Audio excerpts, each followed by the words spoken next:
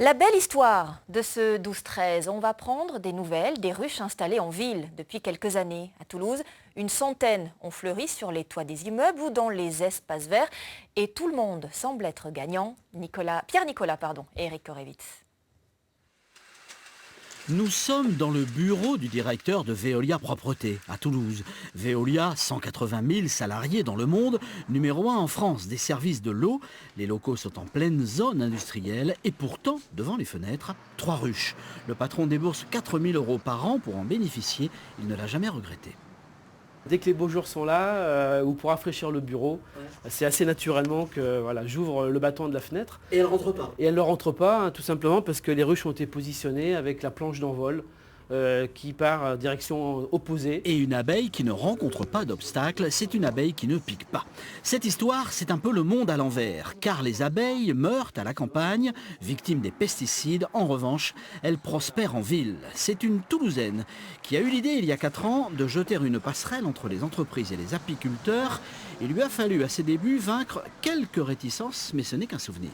Généralement, les gens aiment bien les ruches, aiment bien les abeilles, ils aiment bien le miel. Donc il y a une relation affective qui se fait avec ça. Et à partir du moment où ils n'ont pas trop de freins, où ils n'ont pas trop peur, parce qu'il y a ce côté-là aussi, à ce moment-là, c'est assez facile finalement de mettre des ruches et assez près des locaux.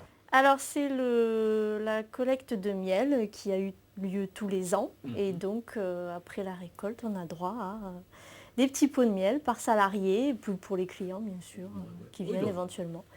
Donc là, on est content parce que chaque année, il y en a de plus en plus. Changement de décor, ces martiens qui enfilent des combinaisons, ce sont les habitants d'un quartier populaire à Toulouse. Ils s'apprêtent à récolter le miel de leur immeuble. La première fois, c'est toujours impressionnant. Quand on ouvre avec le bruit, c'est vrai que c'est... Mais bon, normalement, vous êtes équipé pour, justement, qu'il ne se passe rien.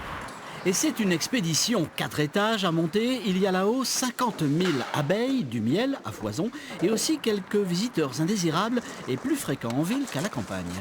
Il y a les frelons qui nous embêtent là. Ouais. C'est vrai que quand je voyais les ruches, elles étaient vides, donc je voyais le casier, comment il était fait. Maintenant, je peux voir réellement comment ça se fait. Et donc voilà, je trouve ça un peu extraordinaire.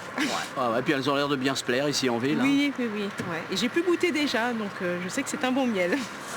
Alors c'est du miel de Toulouse, certes, mais c'est également du miel toute fleur en l'occurrence. Alors c'est les analyses, puisque tous les miels sont analysés donc à l'issue de la récolte. Et dans 2 mois, on saura vraiment avec certitude si c'est plutôt un miel de tilleul par exemple, ou un miel de tournesol, ou voilà.